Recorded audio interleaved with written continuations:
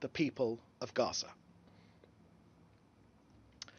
Next, in terms of IDF action against Hamas, I can share with you in the last 24 hours, our Air Force has struck more than 120 terror targets across Gaza, as well as terrorists and infrastructure destroyed by our ground forces.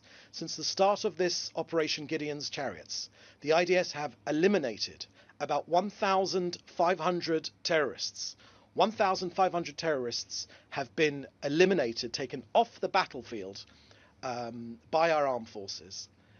Israel has also held territory across Gaza to ensure it stays free of Hamas, and also destroyed military buildings, sniper and observation posts, tunnels, weapons, and also other terror assets. Hamas is being systematically dismantled, both above ground and below it.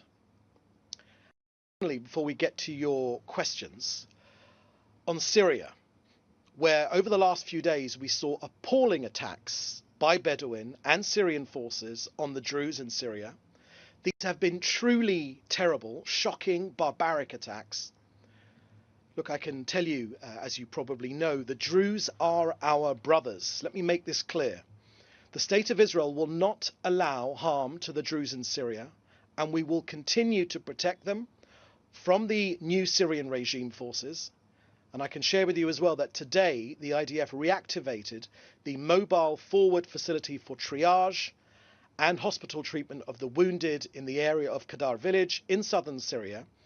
And that's to provide medical care to the Syrian Druze population in that area. And we will continue to extremely closely monitor developments in the area, with particular focus on the actions against the Druze civilians. Okay, so that's the end of our briefing here today. Now, please put your questions in the chat together with your name and your news outlet, and we'll take your questions. I can already see there's 6 questions I can see here already. Remember to put your news outlet in your name. Okay, first question I can see here is from Joel Pollack at Breitbart News. And your question is, can you comment on the 109 aid organizations calling for a ceasefire in Gaza, citing starvation without mentioning the hostages? And also a second question, which I'll get to in a moment. Okay, your first question, Joel, was about the aid organizations calling for a ceasefire, citing starvation without mentioning the hostages. Thank you for your question, Joel. Look, when it comes to hunger in Gaza, firstly, there's a couple of points to make here. This idea of famine and starvation has been thrown at us consistently on a weekly basis for the last 2 years now. It has never come to pass. So these are false warnings which come from these aid organizations. And I also would say that where there is hunger in Gaza, it is hunger orchestrated by Hamas. This is very clearly their tactic, and it is working, because Hamas seeks to put international pressure, which unfortunately too many international countries are too willing to follow suit on, to put pressure on Israel to support their negotiating tactics, stopping them initiating or agreeing to a hostage release pause.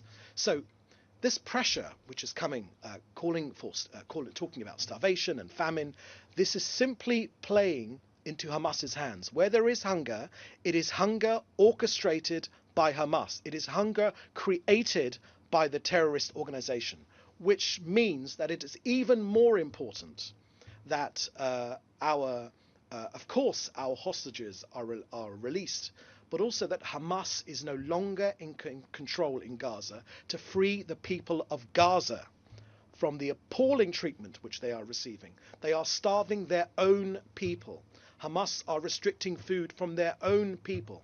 And media, and I think this is true across too many outlets, are not reporting. They're reporting up to a point that there are problems of hunger in Gaza, but there are problems caused by Hamas. That final part of that sentence doesn't seem to have made it through. Okay, next question from Joel Pollack at Breitbart News. Is Israel experiencing a crisis in relations with Christian communities over the church in Gaza, settler violence, visas for evangelicals? Okay, well, thank you for that question, Joel. Look, Israel's relations with Christian communities is extremely important, extremely important in this country. I myself sat on a round table inside Washington, D.C. In February, where the Prime Minister met leaders of the evangelical community. They are an extremely important ally to Israel. We take them extremely seriously. We are, of course, Christianity is a younger brother of Judaism in a certain sense, and we take that relationship extremely seriously. There is no crisis.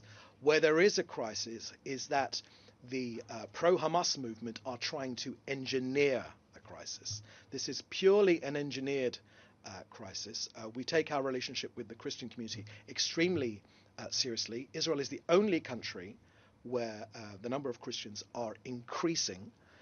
It's the only country in hundreds of miles in any direction where Christians are free to practice their faith freely without restrictions. Of course, where there are issues on an individual basis, then they are condemned, and they are and they should be.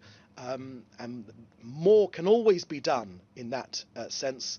But this country takes our relationship with the Christian community extremely importantly, and that will continue to be the case under this government.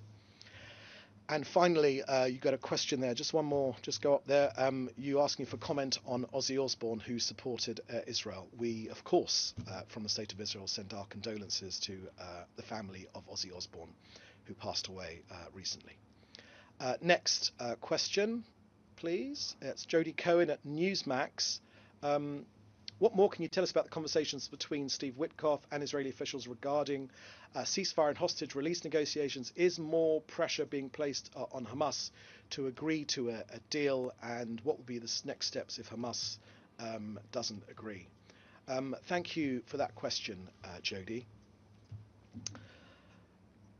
Look, the Hamas terrorist organization continues to cling to its refusal. And the latest information I can give you that Israel at this moment is still awaiting an official response via the mediators of Hamas.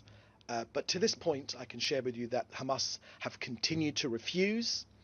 They are continuing to refuse the hostage return proposal, which Israel has agreed to.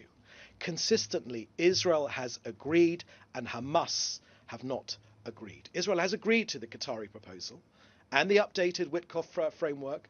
It is Hamas, unfortunately, which persists in its refusal, and they have been setting unacceptable conditions.